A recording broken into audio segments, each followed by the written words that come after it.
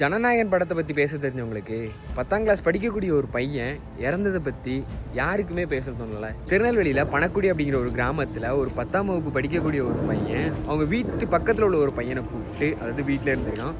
அப்போ இருக்கும்போது அவங்க அப்பா அம்மா யாருமே இல்லையா. அப்படி இருக்கும்போது தனியாக சேர்ந்து ஒரு படம் பார்த்துருக்காங்க. அப்படி இருக்கும்போது தலைவன் என்ன பண்ணியிருக்கான்னா, அவன் கூட இருக்கவே கஞ்சா அடிச்சிருக்கான். அப்படி அடிச்சுட்டு ஏதோ ஒரு வாக்குவாதம் நடந்துட்டு இருக்கும்போது அந்த 10th ஸ்டாண்டர்ட் படிக்கக்கூடிய பையனை இவன் என்ன பண்ணியிருக்கான்னா சரம் மாதிரியாக வெட்டியிருக்கான்.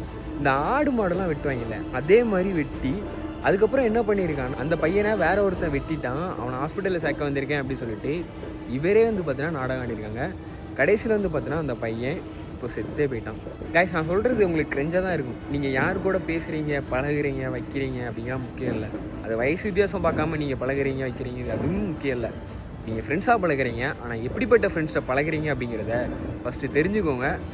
சொல்கிறது கிரெஞ்சாக தான் இருக்கும், பட் இப்போ ரியாலிட்டியை பார்க்கும்போது உங்களுக்கே புரியும்.